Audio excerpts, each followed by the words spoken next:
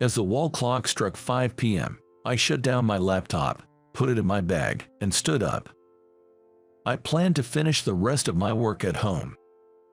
"See you all tomorrow," I said to my colleagues and boss. Then, a senior employee, Jason, spoke up. "Hey Alex, aren't you going to the anniversary party? Today, a party to celebrate our company's 20th anniversary was being held at a hotel banquet hall." "Sorry, I have to take care of my dad." That stuff. Can't you get a sibling to cover for you?" Everyone in the office knew I left on time every day to take care of my father. "I don't have any siblings. My father is an only child too." "That's too bad. You're missing a chance to drink all you want on the company's dime." I nodded to Jason's sympathetic look and left the office. My name is Alex. I'm turning 30 this year. I live with my dad, and unfortunately, I don't have a significant other. The company I work for sells business software like accounting and attendance systems, and we've been marketing cloud-based systems to businesses. With the recent societal shift towards remote work, there's been a surge in companies wanting to move their operations to the cloud, and our sales have been climbing. Our president, Mr. Carter, had told all employees to attend today's party as many of our clients would be there. But, to do that, I would have had to extend my dad's daycare hours. And the company wasn't going to cover those extra costs, so I decided not to go. My dad is only 64, but he developed early onset Alzheimer's 2 years ago, and his condition has rapidly worsened. Now, he can't eat or go to the bathroom by himself. He tends to wander, so someone needs to be with him at all times. That's why I put him in daycare while I'm at work. My mom and grandparents passed away when I was young, and since neither my dad nor I have siblings, we don't have other family to rely on. Could you come here for a minute? Yes, sure. The day after the anniversary party, I was called into the president's office. The topic was what I expected: last night's party. "Alex, why didn't you come to the party last night?" He asked me this in a stern tone. I explained the situation to him. Then, Mr. Carter became furious. "Are you saying the extra daycare fee for your dad is more important than our company's 20th anniversary party?" Basically, he was saying not to be stingy about such expenses for the company's sake. Really, young people these days are so disappointing. When I was young, I worked my tail off, sacrificing my own and my family's needs. With that, Mr. Carter sighed in exasperation. This man, who has lived his whole life with his mother and wife taking care of him, will never understand how I feel. Even though I leave work on time every day, I still have a ton to do afterward. I shop for groceries, prepare dinner, do the dishes, laundry, and cleaning, then take care of my dad. Even my weekends don't feel like a break. Mr. Carter could never understand how hard this kind of life is. Some time later, I was busy preparing for an important business negotiation. The client was Anderson Commerce, a fairly large company, and if this negotiation succeeded, it would lead to a major contract. Mr. Carter had high hopes for it. But, just 5 minutes before I was about to leave for the negotiation, I got a call on my phone. It was from the daycare where I had left my father. "Hello, is something wrong?" Yes, a fever, you say. Got it, I'll head over there right away." Apparently, my dad had developed a high fever. It's unusual for him to get a fever, as he rarely catches colds. They asked me to come pick him up immediately, so I reported it to Jason. "I'm sorry. I just got a call from the daycare saying my dad's come down with a fever. I need to go pick him up right now." "What? Then what about the negotiation?" I'll have to ask someone to go in my place or reschedule it. For now, I'll call the client myself." "Understood. I'm counting on you." As I called the client and hurried out of the office, I got into the elevator. Mr. Anderson, the president of the client company, was eager to implement our cloud service as soon as possible. When I informed him that I couldn't make it today, he said. Then we'll consider services from other companies. No, another one of our staff will be attending, so please bear with us. Not wanting to lose this opportunity to a competitor, I decided to ask a colleague who was free to step in. I sent them an internal email with the location of the presentation file I had prepared in advance, along with other relevant information. While doing this, I reached the nearest train station and boarded the next train. Sorry I'm late. Dad, are you okay? I picked up my father from the daycare and took him straight to the hospital by taxi. The diagnosis was influenza. This was troublesome, since he'd been sick for 5 days and needed 2 more days after his fever gone down before he could return to daycare. This meant I couldn't take him there for nearly a week. I would have to take time off from work. Taking that long off from work wouldn't look good. But there was no other choice. First, I called the colleague I had asked to cover for me to find out how the negotiation went. Sorry for putting you on the spot today. No problem at all. So, how did it go? The feedback from the client wasn't bad. They said they'd consider it. Then I reported this to Jason and also mentioned my father's flu and that I would need to work remotely for a while. That stuff. Jason understood and agreed. A week later, my father's health had fully recovered, and I returned to the office for the first time in a while. But then something shocking happened. My desk was gone. Well, not exactly the desk was there, but the files of my work that should have been on it were missing. Instead, my personal items from inside the desk had been haphazardly packed into a cardboard box on top of it. What does this mean? I asked, and Jason informed me. Alex, Mr. Carter wants to see you. Head to his office right away. As instructed, I went to his office, and Mr. Carter said to me, Alex, you took a whole week off work at a time like this. Do you have any idea how busy we are? Are you taking your job too lightly? I don't care if it's for caregiving or whatever. I don't like employees who neglect their work for such reasons. You're fired. What are you saying? You're firing me. That's what I'm saying. But I wasn't just off. I was working remotely. I was definitely working from home. Mr. Carter didn't listen. Shut up. If you're serious about your job, show up at the office. What about last week's negotiation? I heard Mr. Anderson from the other company is hesitant about implementing our service. Didn't we lose credibility because you bailed on the negotiation? Indeed, as Mr. Carter said, I had tried contacting Mr. Anderson several times since then, but I still hadn't received a favorable response. But I was planning to patiently persist with that matter. Anyway, someone who can't prioritize the company's needs doesn't belong here. Got it. Faced with Mr. Carter's anger, I stood my ground. I haven't done anything wrong, so I can't accept this. Saying that, I slammed the door and left his office. I walked out of the company and sat down on a bench in a nearby park, feeling completely lost. Even if I wanted to consult with HR, the HR manager was Mr. Carter's brother, and he probably wouldn't listen to this story.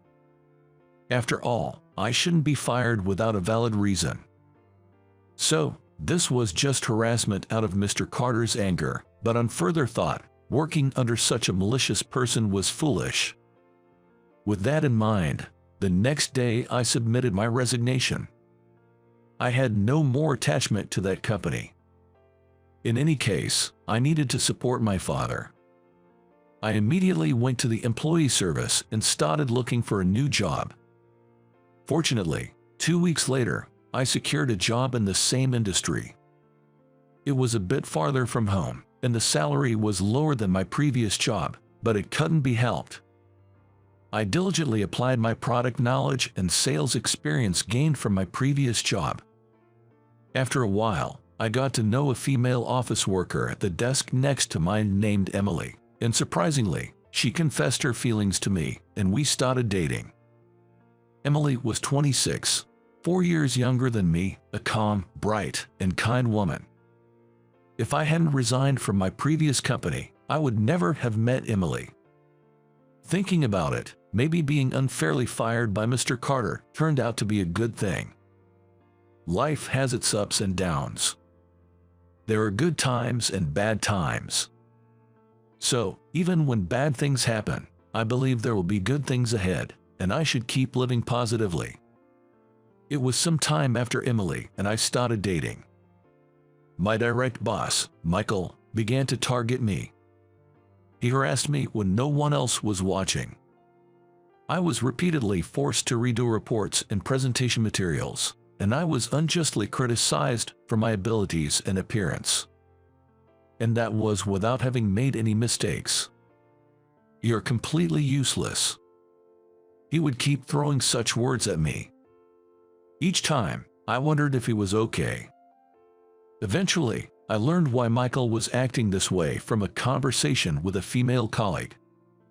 About Michael, he used to like Emily.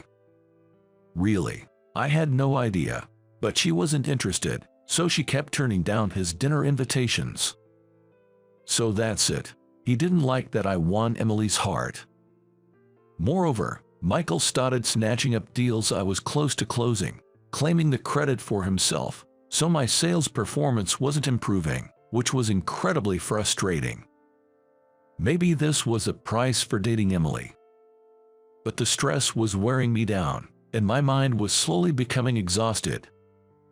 Emily kindly listened to my complaints and worries, encouraging and comforting me. Ironically, this situation only strengthened a bond between Emily and me. Then one day, out of the blue, I received a call from my former boss, Mr. Carter. "Alex, please, I'm begging you, come back to us." What, now, of all times? I was shocked by his sudden request. What on earth was happening? The thing is, Mr. Anderson from Anderson Commerce insists on dealing with you only for the contract, Mr. Carter said in a feeble voice. I never imagined that Mr. Anderson would think so highly of me. "I'm sorry about saying you were fired. I'll raise your salary higher than before, so please come back." Mr. Carter pleaded desperately. I told him firmly, "I'm sorry, but my family is important to me. I have no intention of returning to a company that prioritizes work over family." Mr. Carter fell silent, and I felt a bit relieved. Then, right after hanging up, I contacted Mr. Anderson of Anderson Commerce. "Is that you, Alex? Long time no see." "Long time indeed, Mr. Anderson." I arranged a meeting with him, prepared presentation materials for the product, and headed to Anderson Commerce. Fortunately, my current company handled the same product I had recommended to Mr. Anderson. Arriving at the office and being ushered into the president's room, I started my product presentation without much preamble. After listening to me, Mr. Anderson began to speak. "Alex, I heard from Jason that your father has Alzheimer's disease. On the day I had to cancel the previous negotiation, I had explained to him that my father, who needed care, had come down with the flu. After learning that I had been fired, he heard the details from Jason. Because of early departures and remote work for caregiving, a company that starts talking about unfair dismissal is not one we'd contract with," he said, laughing heartily. "So, we're going to make a deal with your company this time. Looking forward to working with you, Alex." "Mr. Anderson, thank you very much." I shook his extended hand and bowed my head. It was my first major contract since joining the new company. He immediately signed into contracts. Now, Michael couldn't steal the credit for this.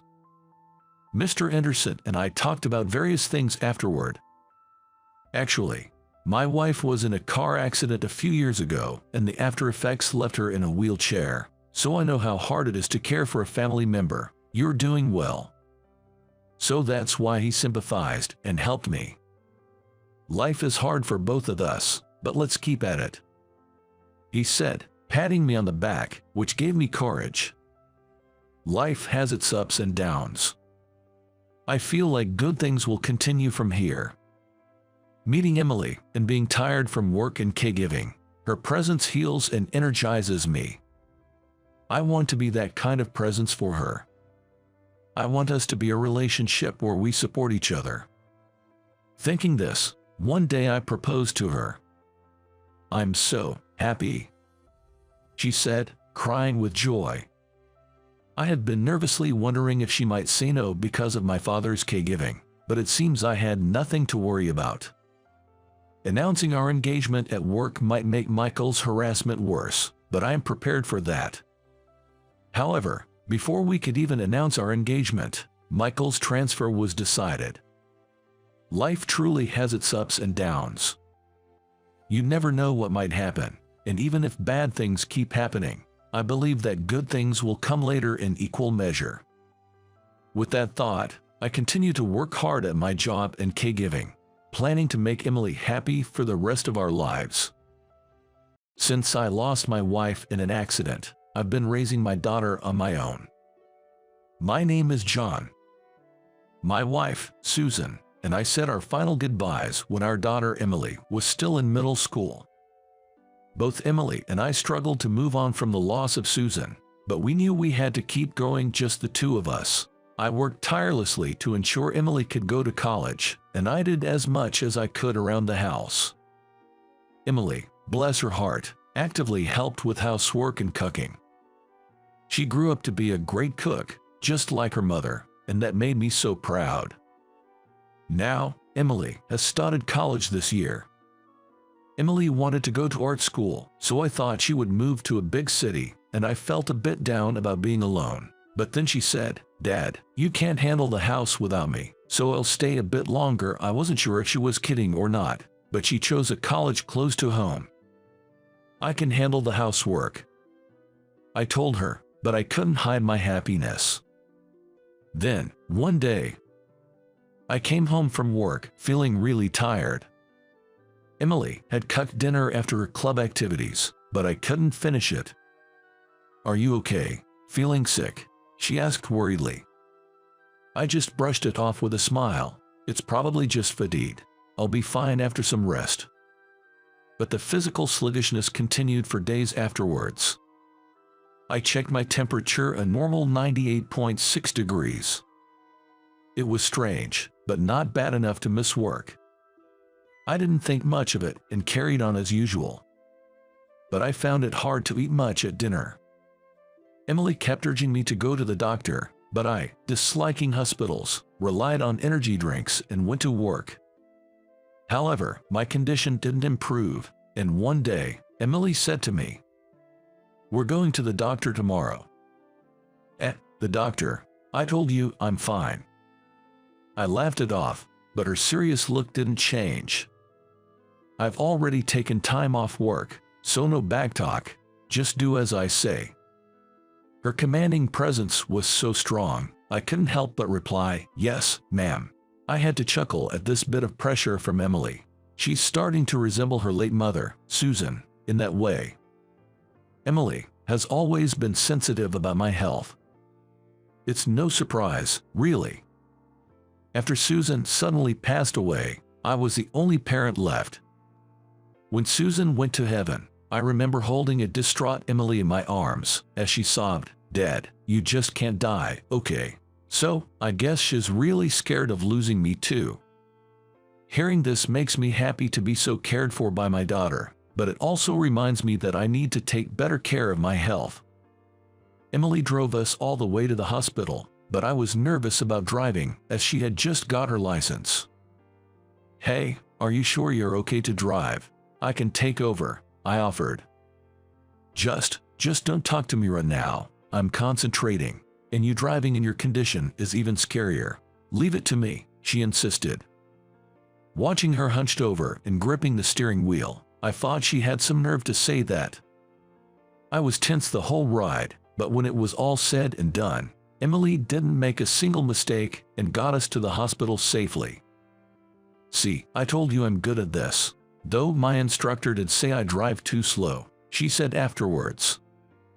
Maybe it's because of her mother's accident, but Emily is very cautious when driving. With this level of caution, she's unlikely to hurt anyone. But just as I was thinking that today alone was going to shorten my lifespan, Emily shook me hard and said, "There's Mom." "Mom, what are you talking about? It's true. Look." Annoyed by my daughter's words, I looked where she was pointing, only to feel my heart almost stop. Among the busy nurses, there was a woman who looked like my deceased wife, just a bit older. A ghost. It's not right. I guess not. It felt like watching a paranormal phenomenon. "Did Mom have a twin we never knew about?" Emily asked, because the resemblance was uncanny.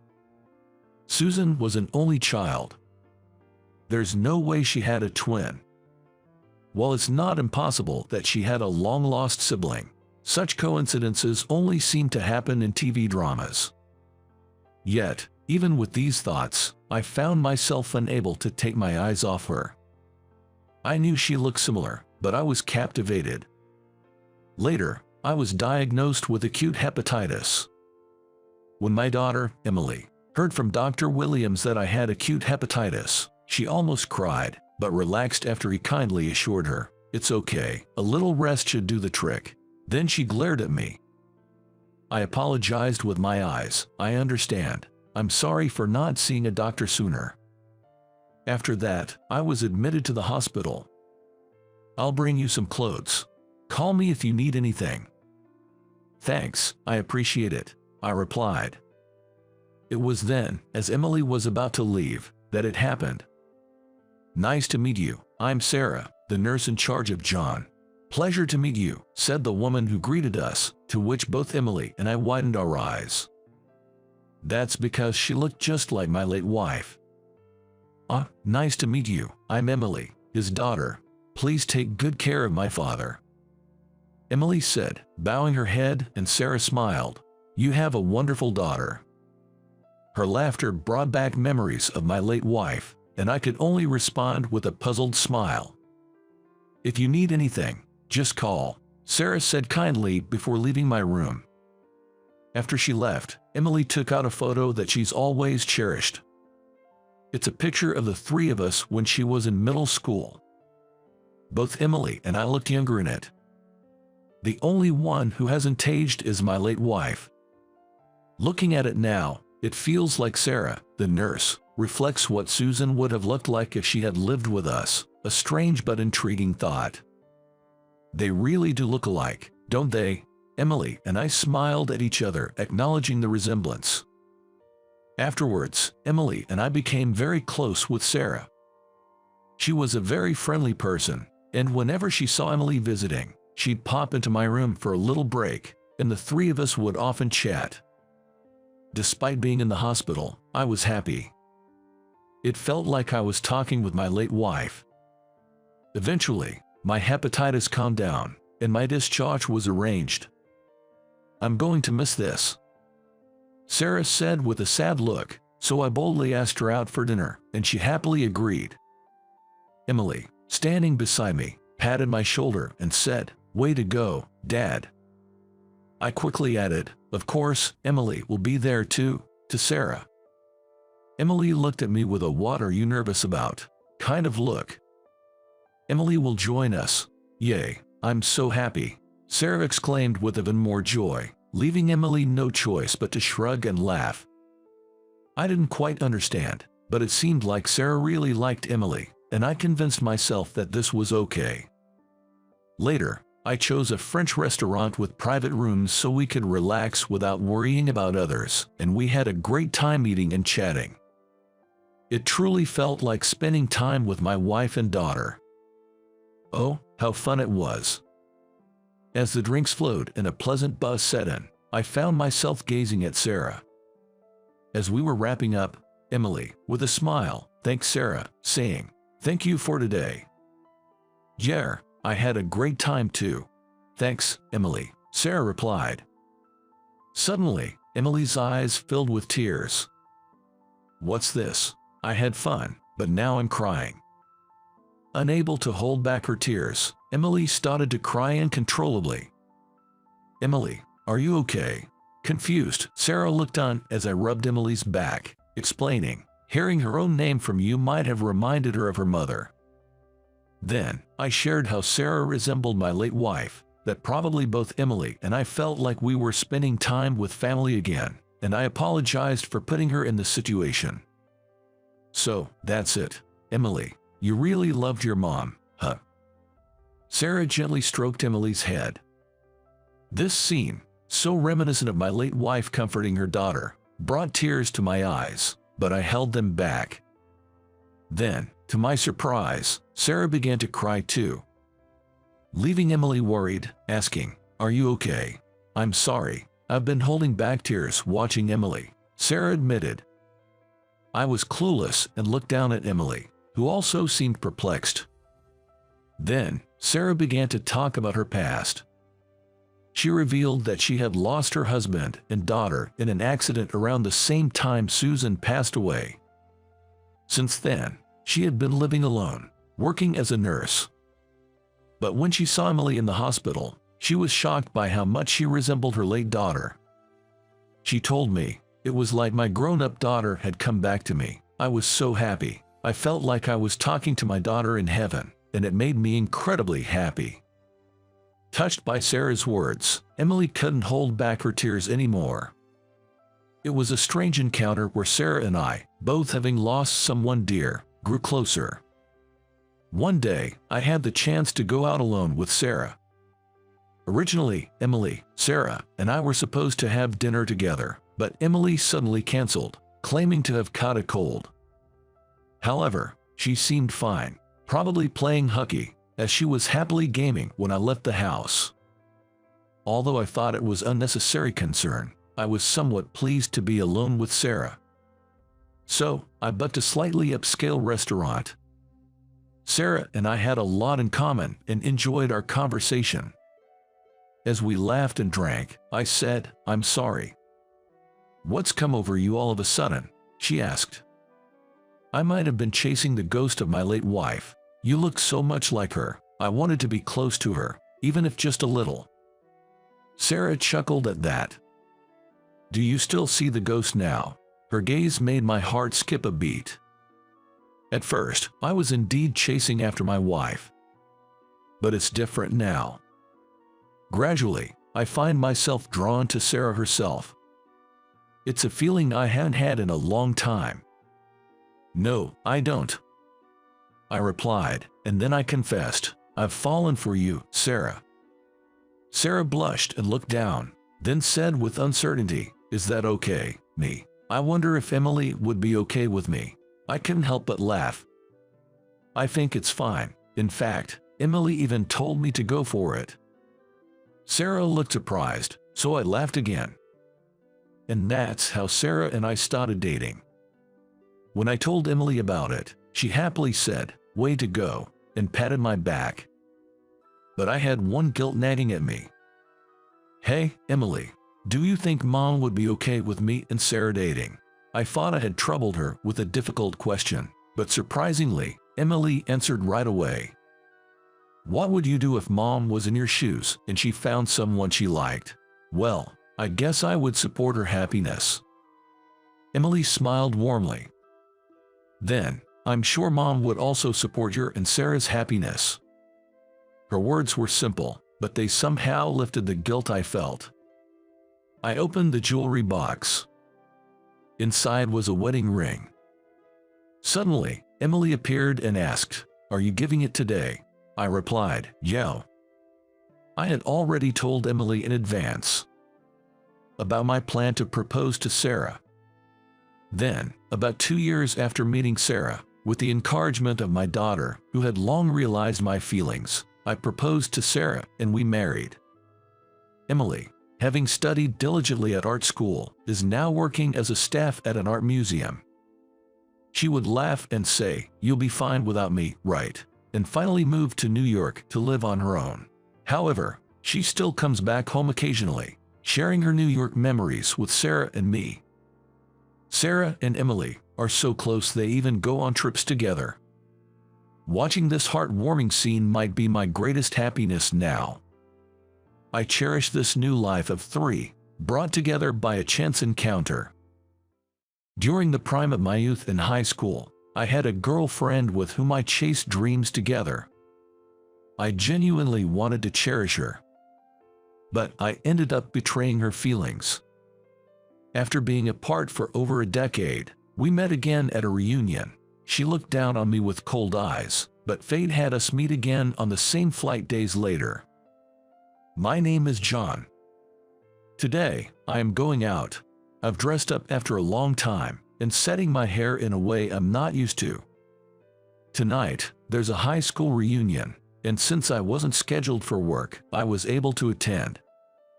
As I entered the venue, old high school friends greeted me.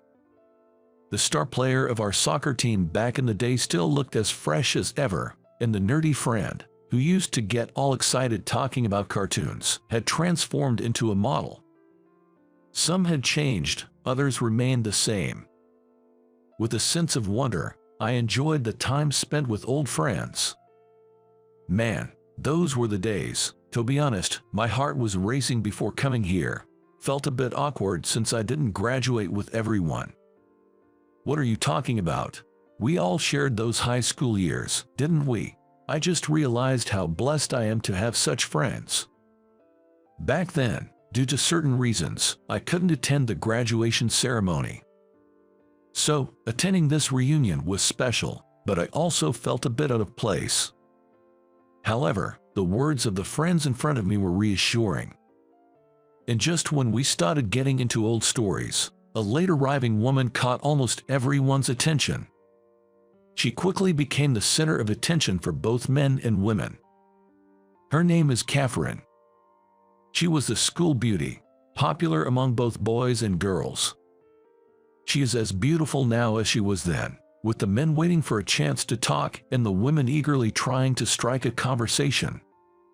I was one of the many smitten by Catherine, but the moment our eyes met, she glared at me. Y'all hadn't made up yet. A friend, with a glass of booze in hand, glanced between Catherine and me. To begin with, we hadn't even met until now. I replied to my friend with a wry smile. The word makeup made me think back to those days, and a heavy weight settled on my chest. As the reunion was drawing to a close, the lively hall grew even more boisterous, thanks in part to the alcohol. I had been drinking non-alcoholic beverages, so I was watching my friends from a distance with a smile on my face as they happily made noise. It's been a while, John. Then, Catherine, holding a soft drink just like me, stepped out from the crowd and approached me. Long time no see, Catherine.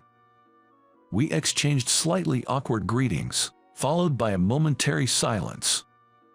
You know, John, I still can't get over the fact that you bailed on that important exam. You couldn't even face us at graduation, could you? Catherine spoke with cold eyes, as if she looked down on me. Although quite some time had passed since then, I was taken aback that she still held a grudge. It made me realize just how deeply I had disappointed her. Hey John, why did you back then? Can't we just let that go? We've both moved on to new paths. Please, just forget about it. I interrupted Catherine's attempt to bring up the past, forcefully ending the conversation. Seeing Catherine's discontented face, memories of our high school days rushed back. I had always dreamt of becoming a doctor. Catherine, too, dreamt of being a nurse. We both supported each other's aspirations in the medical field. Whenever I went to the library after school, she was always there. Soon enough, we began studying together at the library, often until sunset.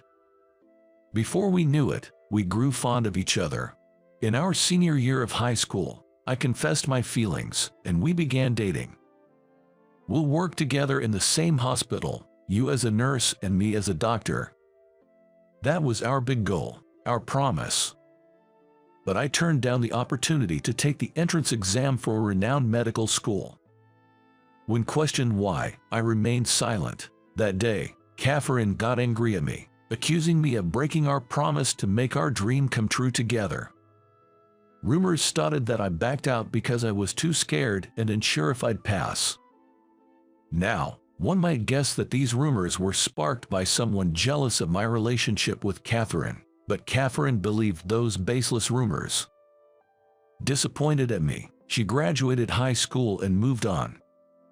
I keep thinking about that time.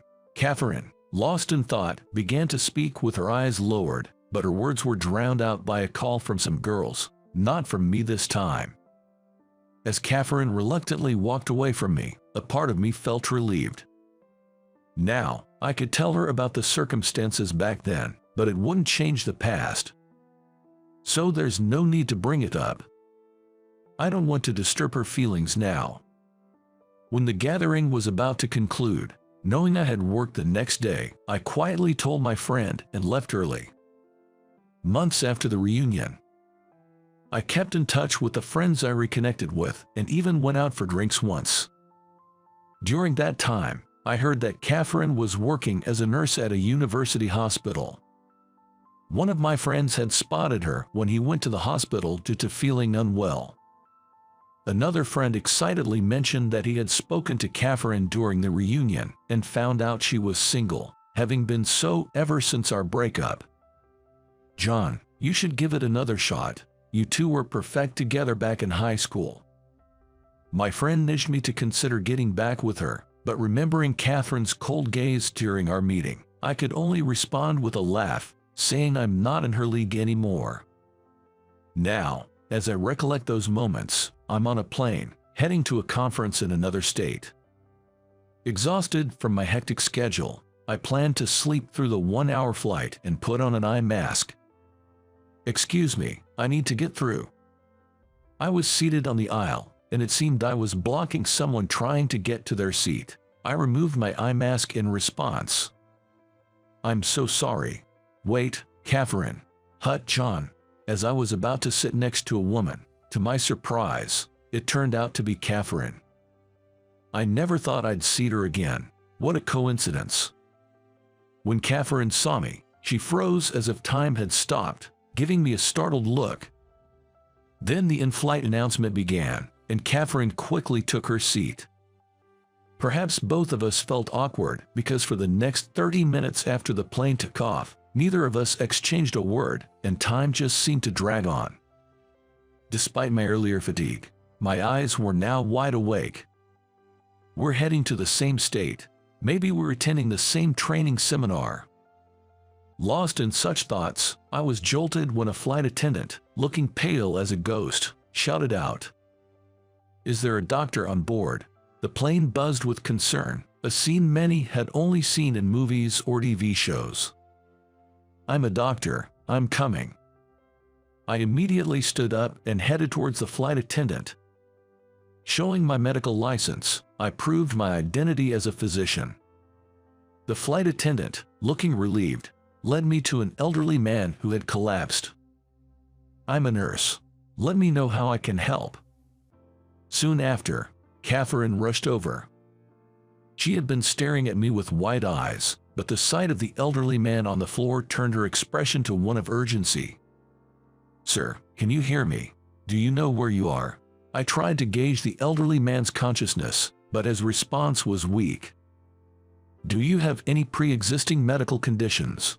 I instructed Catherine to turn the man on his side and began asking the family nearby about his medical history. However, it turned out the relative was his son who had been estranged for years and was now traveling with his father. Regrettably, he didn't have full knowledge of his father's medical conditions. "John, here's his medication list." Acting quickly, Catherine had gotten permission from the family to search the man's belongings and found his medication list. Hoping the regular medications might give some clues, I quickly checked its contents. Then I found it, a prescription history for a certain medicine. It was primarily a blood sugar-lowering medication used for patients with type 2 diabetes. Judging by the medication and his symptoms, it looks like hypoglycemia. I figured that the elderly man has been temporarily hypoglycemic. I asked a flight attendant for a drink containing sugar. Fortunately, the old man hadn't passed out, so with my help, Catherine poured orange juice into his mouth.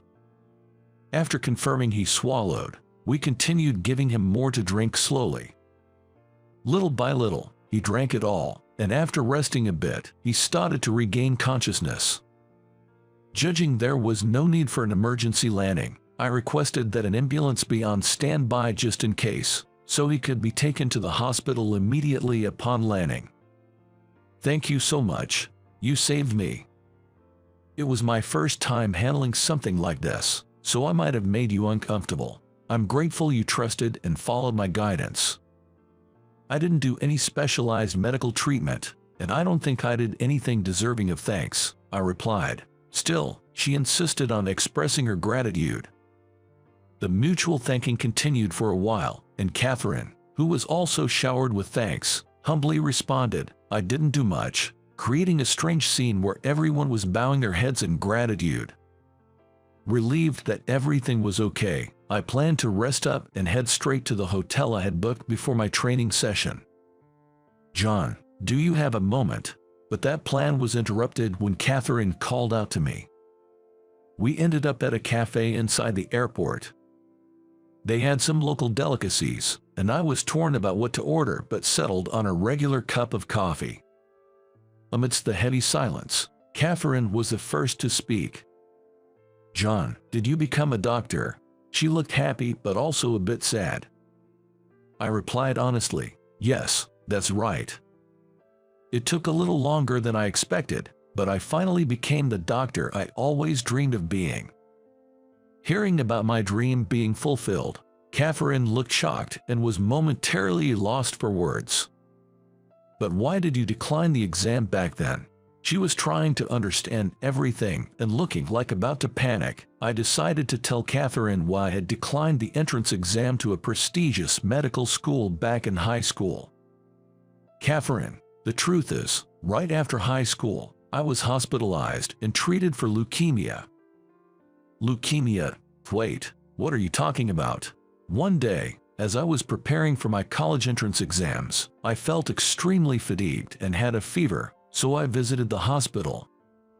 I thought I just had the flu, but what the doctor told me was shocking. I had developed acute leukemia. Knowing I had to start treatment immediately, I gave up the college entrance exams. My grades were good and I had attended enough days, so it was certain I'd graduate. The side effects of the treatment were far more severe than I had expected, and I felt cursed by my misfortune.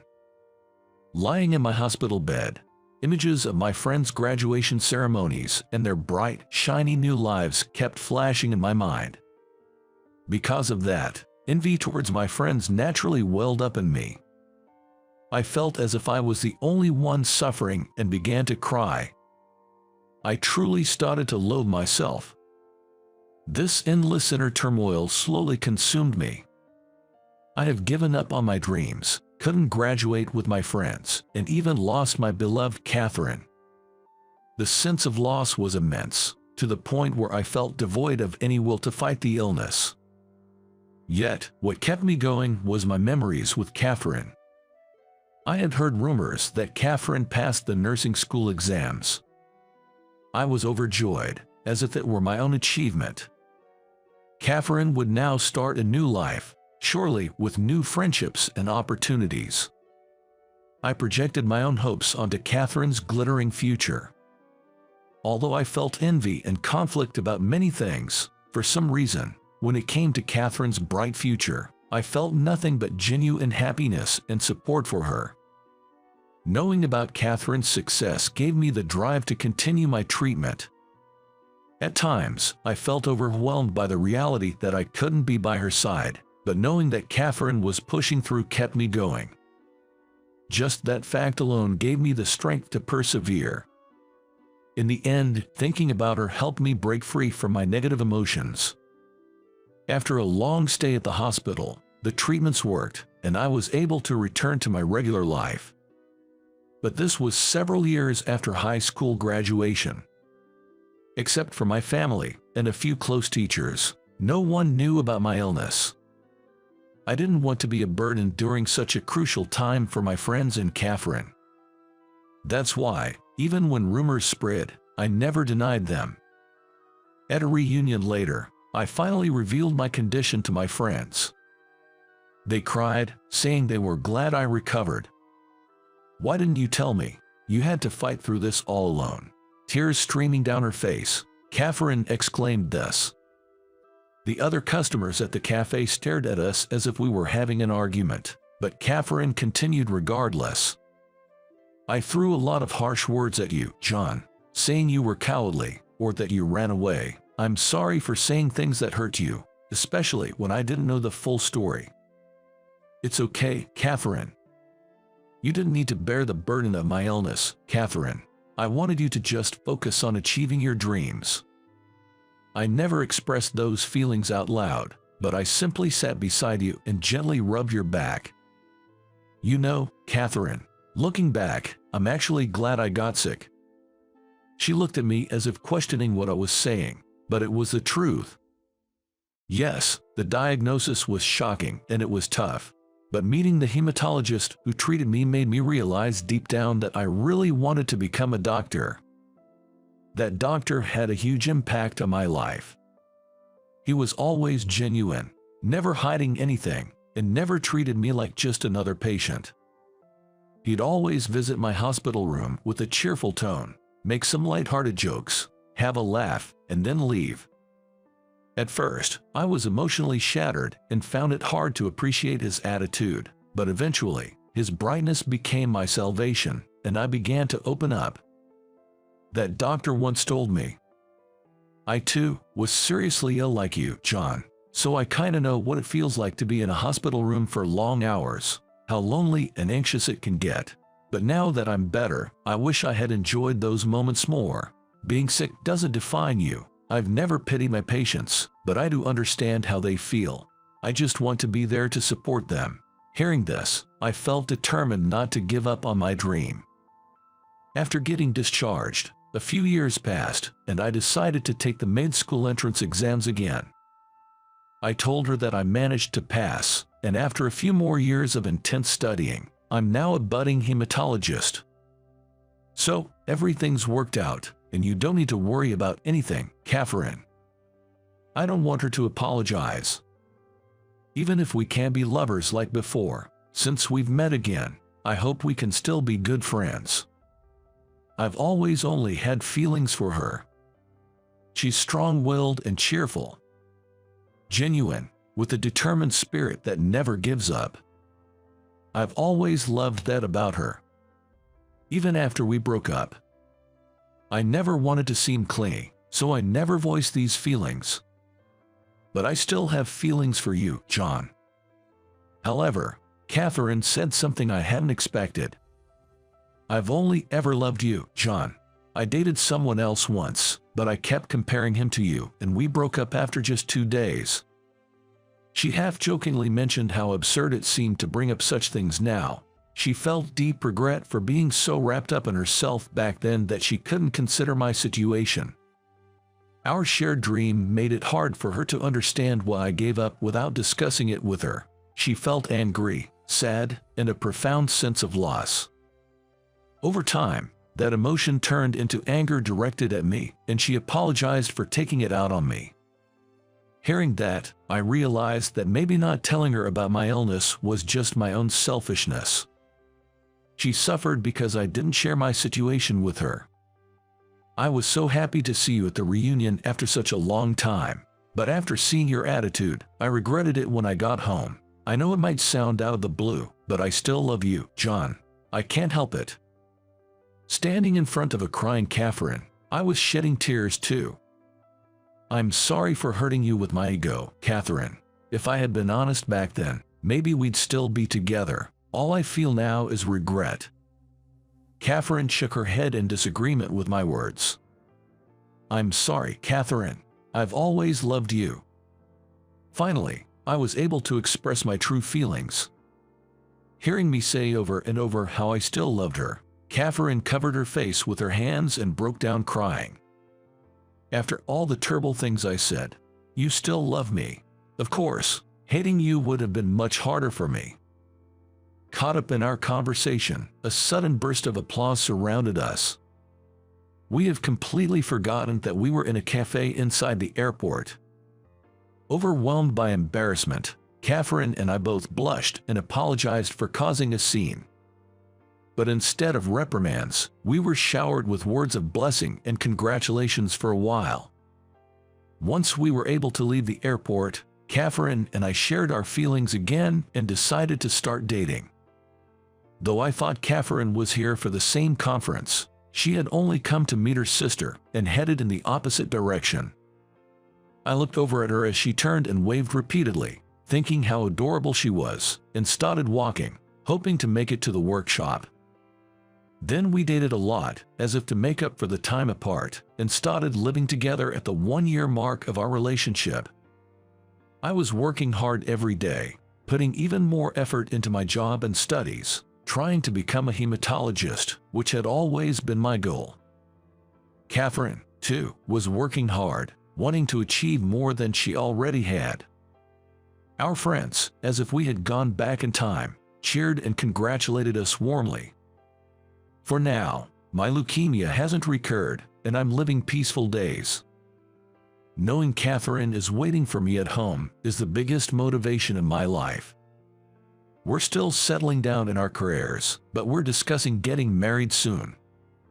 Between us, there was one promise. It was that we'd always discuss things together no matter what.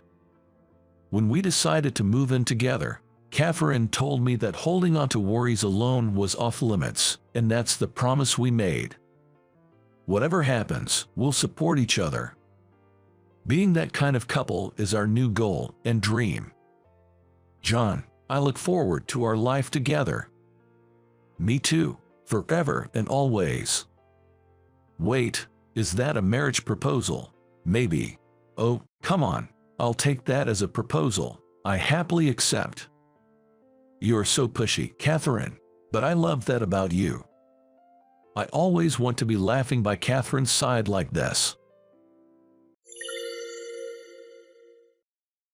Could it be that you're into muscles? I joked as I said this to her, who looked at my muscles and chuckled. Injured and hospitalized, I still couldn't change clothes by myself and had the assistance of the nurse in charge. You're lean but muscular, looking good.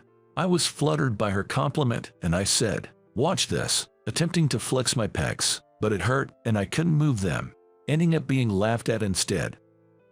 Years later, I would meet the nurse who humored my playful act. My name is Kevin, 29 years old. I work as an architectural designer.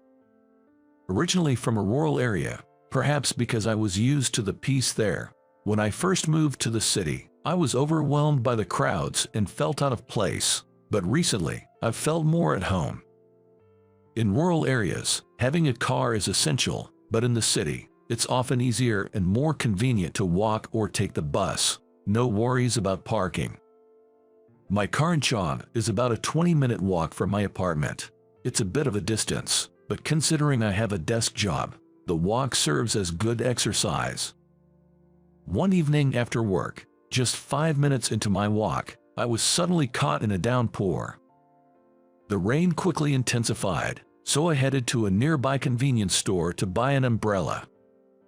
As soon as I arrived, it began pouring cats and dogs. I was about to leave the store with my new umbrella when I bumped into someone rushing in to avoid the rain. "Oh, I'm sorry," I blurted out without thinking. However, the rough-looking man who bumped into me headed into the store, clicking his tongue. He's the one who bumped into me, but he sure has an attitude. Just then, our eyes met, and he gave me a hard stare. As I was about to continue on my way, the man said, "Wait a minute, Kevin. Do I know this rough-looking guy?" I couldn't remember him. "It's me, Bob. Don't you remember? We were in the same class in middle school." Hearing this, a faint memory returned. "Oh, Bob, right. I didn't recognize you," I said with an awkward smile. With his nearly blonde hair, clunky necklaces, and sloppy shirt, he looked nothing like the studious guy from our school days. Bob, with a delighted face, said, "Hey, long time no see, Kevin. You living around here now?" "Jay, working and living here." This is the first time I've run into someone I know around here. I couldn't help but smile, genuinely surprised. But Kevin, you haven't changed a bit. That plain outfit, I noticed you right away. He pointed at my clothes and laughed. Wait, plain. I instinctively looked down at my outfit. Since we're here, let's chat for a bit. Join me for a smoke. And just like that, I ended up talking with Bob in the smoking area. Oh, Kevin, you don't smoke. My bad. No worries, I've got my coffee here. As we sheltered from the torrential rain, Bob lit up his cigarette, and I popped open a can of coffee. Whenever I tried to strike up a conversation, it seemed we'd lost our touch, and the talk would falter. Stuck in an awkward silence, wondering what to chat about, Bob broke the ice. By the way, do you remember right after high school there were rumors about you just vanishing? It was the first I'd heard such a story about myself, and I was taken aback. Bob then changed his expression and continued. It's a shame, really. You had gotten into college on a recommendation and you were smart, but I heard your family hit hard times and you had to work out of state. I was worried when you weren't at our high school reunion. Must have been tough. Yeah, I did move out. Just didn't see a future for myself here. It made sense. Bob and I went to different high schools, and we didn't have mutual friends, so rumors like that weren't implausible. Plus, the house I grew up in, which used to belong to my grandma, was an old single story. People probably thought we were poor. I'd had a feeling people thought so since middle school, and it seemed Bob was one of them. Well, I get it. Not many decent jobs around here, even with your smarts. Just having a high school diploma must have been tough. I understand if you feel a bit bitter about it. Bob looked at me with pity, but I wasn't just a high school grad, nor had I moved just for work. I'd always been interested in architecture, so I decided to pursue it at a university abroad where they taught cutting-edge methods. I was also good at Spanish and wanted to improve it even further. After honing my language skills, I attended that university for 4 years. Because I was abroad the whole time, I couldn't even attend our coming-of-age ceremony. I thought of telling Bob this, but I remembered he always seemed to have a beef with me in middle school. Although he had good grades, often just behind mine, it probably irked him that I kept nudging ahead, even if by a small margin. I never really paid him much mind, but for Bob, I was probably a constant thorn in his side. If he learned I'd been studying abroad, knowing Bob, he might just get jealous and bitter again. I didn't want to pour cold water on our reunion. Before I knew it, our conversation had veered off course. By the way, Kevin, are you married yet? Nah, still single. Actually, don't even have a girlfriend right now. I was worried he might tease me, but Bob's face brightened up. Well, look at you, still lonely. Hey, I often organize a party. I'll invite you next time. I can easily round up some cute girls. Let's swap numbers, Bob said, offering his cell phone. I wasn't too keen, but turning him down felt wrong, so I exchanged numbers. That's how, after more than a decade, my friendship with Bob resumed. I often felt like I was just making up the numbers, but Bob would frequently check in and invite me to mixers. The other guys invited were all easygoing, and I was mostly the wingman. I might not always keep up with their energy, but I didn't mind these events. I was content just listening. Then, on one of those mixers. Sorry, Kevin. 2 guys canceled for tonight. I arrived at the bar early, and Bob made an apologetic gesture. Now with a 2-on-4 situation, I wondered how the night would pan out. Soon after, the girls arrived. Sorry we kept you waiting, Bob. We've told everyone it's 2-on-4. Let's just have fun and treat it like a dinner party. Don't worry about it, just eat and drink, the organizer from the girls' side suggested, and the other 3 women all nodded in agreement. All of today's members are said to be nurses. I'm impressed that Bob always managed to organize it so that every woman who came was always beautiful or super cute. Even today, I think there are some pretty ladies around. Glancing at them, one girl catches my eye immediately. It's not just that she's my type, she's exceptionally cute. Sure, there have been many beautiful girls before, but none that have caught my attention like this one. However, I feel like I've seen her somewhere before. While I'm wondering if it's just my imagination, introductions suddenly start. Bob and I go first. We simply share our names, ages, and mention that we were middle school buddies. The women's introductions go similarly, but when I hear the name of the girl I've been curious about, it jogs my memory. Amanda. Wait, could she be? I think that, but I can't be sure. Although curious. It's a common name, but she does look familiar. While thinking all this, I end up just listening and occasionally glancing at her without initiating any conversation. Even though there are only two men, including Bob, I, not being much of a talker, find it hard to start conversations. Thankfully, the ladies initiate topics, and one of them seems to be good friends with Bob, keeping everyone laughing and entertained. I join in the laughter and nod in agreement from time to time. However, with no other men around today, my quietness is quite noticeable. Man, this guy is always so quiet and boring. Even back in middle school, he'd just study all the time. He's always been a quiet, dark sort of guy. A tipsy Bob says, laughing and poking fun at me. Really? Well, he's still better than you.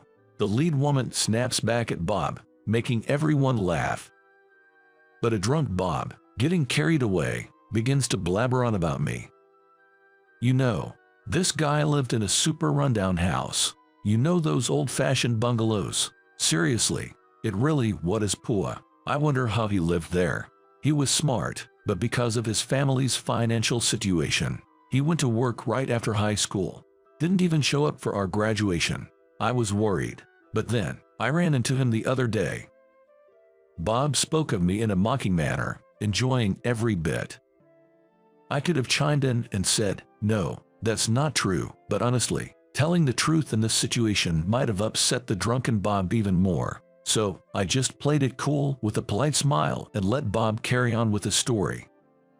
I always thought it was a waste. His grades were almost at my level. Well, my family had money, so I went to a prestigious university. In the end, I've done better. I'm the star player at my company, on the fast track to success. Just being a grad from a famous university has its perks. Haha. Bob kept on, each comment more belittling than the last, clearly too drunk. Enough already. Just thinking about it makes me feel pathetic for not speaking up, but when someone's as drunk as Bob is now, it's hard to handle him. Still, Bob seems to be in quite a playful and mischievous mood today.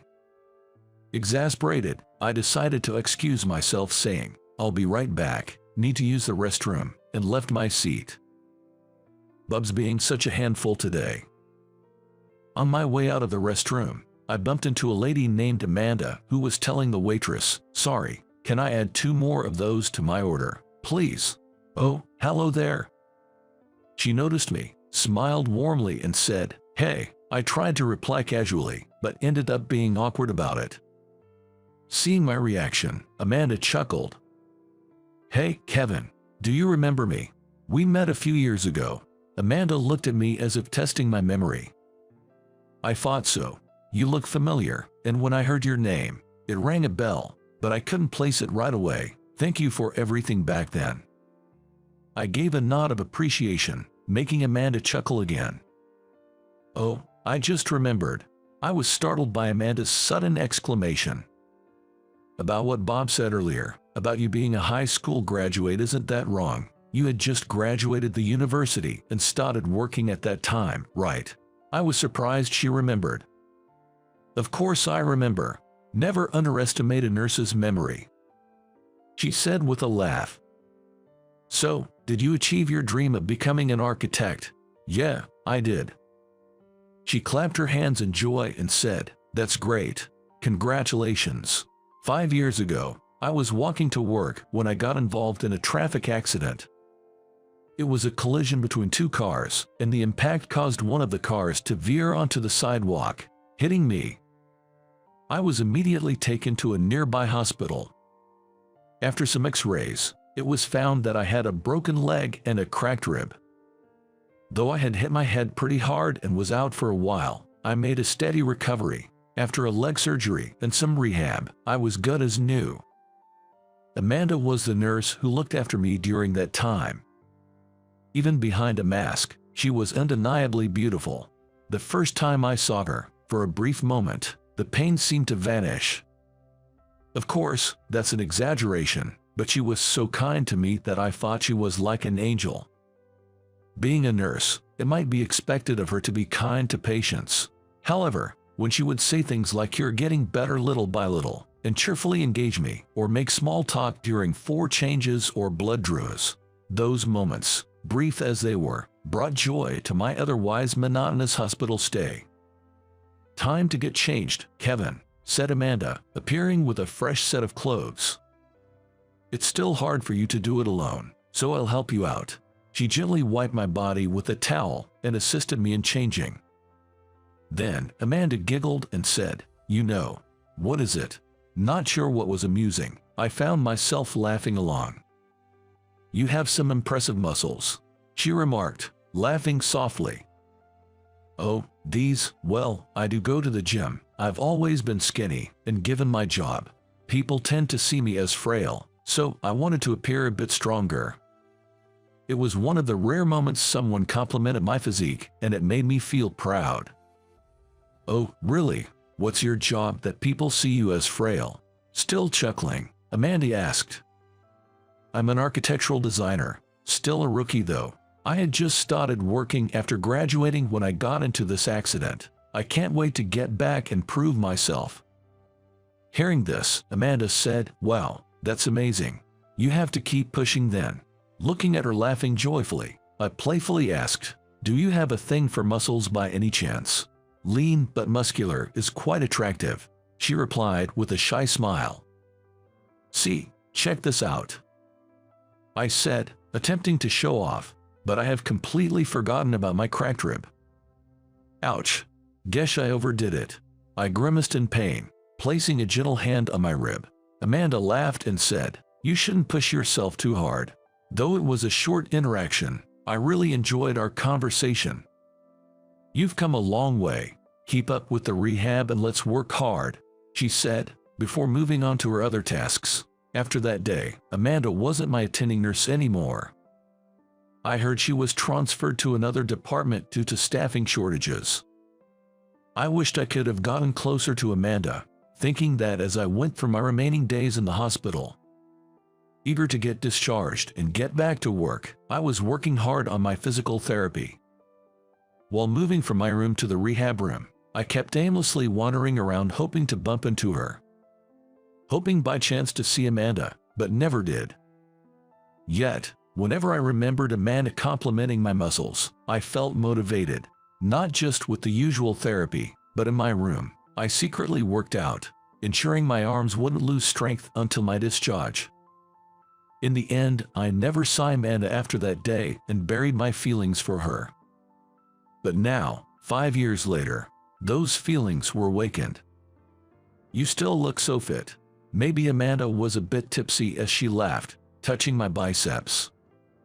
"When I heard your name today, it sounded familiar, but couldn't quite place it. Back then, you had so many bruises on your face and brown hair, right? Now it's black, and you seem more gentlemanly." Then I remembered the slim yet muscular guy. With that, Amanda showed her brightest smile of the day.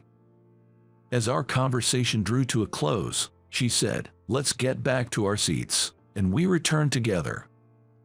"Hey, where have you been? You took forever." It seemed like Bob, maybe even more drunk than before, was swaying with glazed eyes. From the looks of it, the other women were slightly put off, perhaps tired of his constant complaints and bragging. "Kevin is so darn slow." Bob seemed about to go off on another tangent, but Amanda quickly started a conversation with me. "By the way, Kevin, do you also design places like this?" What kind of design? What are you guys talking about?" The others, now curious, all turned to look at me. "Yeah, sometimes I do." "So you've become a full-fledged professional," Amanda said with a pleased expression. "Wait, Amanda, how do you know that? What do you do for a living, Kevin?" As everyone started asking questions. Amanda jumped in. "He's an architectural designer." Immediately, the other women began bombarding me with questions. What projects I was working on, which buildings I'd been involved with, which company I was working for, and I answered each in turn. When I glanced at Bob, his drunkenness seemed to have completely worn off, and he sat there, mouth agape, frozen in shock. Well, that's expected. To think that the guy he deemed beneath him was actually working at a major architectural firm. Conversations also touched upon college, and Bob found out that I had studied abroad. Despite his earlier boisterousness, Bob was so shocked he couldn't find his words. After a while, one of the women said, "By the way, haven't you guys noticed? Kevin's muscles are amazing." Really? I was a bit curious about that too. The atmosphere got livelier. "Didn't you say you could flex your chest muscles?" Amanda exclaimed. "Oh, I want to see. And let me touch it too." Everyone was eager, and when they saw the twitching motion, all the women, including Amanda, cheered with joy. Suddenly, I was the center of attention, while Bob was left out, looking sulky. It was the first time I had ever been in the spotlight like this, and honestly, it felt great.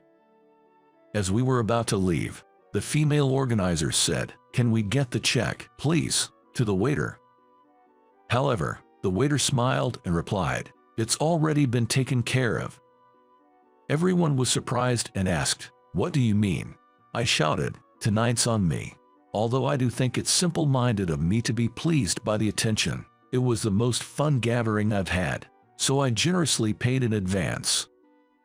Everyone tried to decline my offer, but in the end I insisted, "I really want to treat everyone today," and they gratefully accepted. After that day, Bob never invited me to another party. He hasn't contacted me, and I haven't reached out either. However, the bright side is that after that gathering, I managed to exchange contact details with Amanda. Amanda was cute back then, but she's even more adorable now. With newfound confidence in her nursing career, she looked even more radiant. On our second date, I thought it might be too soon but said, "I want you to be my girlfriend." Fortunately, she said yes. Given that both Amanda and I were considering marriage, things progressed smoothly, and we're set to tie the knot as we approach our 30s. That day, when I randomly met Bob, I honestly found it a bit of a hassle, but if I hadn't met him, I might never have reconnected with Amanda. Even though he teased me a lot, I'm grateful to Bob for that reunion with Amanda. Life's pretty great now. My career's going well, and I've successfully become a licensed architect. It feels like all my hard work has paid off. With that success, I'm also drawing a more than decent salary. One of my dreams is, of course, to build a happy home with Amanda, but I'm also dreaming of setting up my private practice one day. Amanda, on her part, wants to continue her nursing job. We hope to support each other throughout our lives and eagerly await the day we become a family.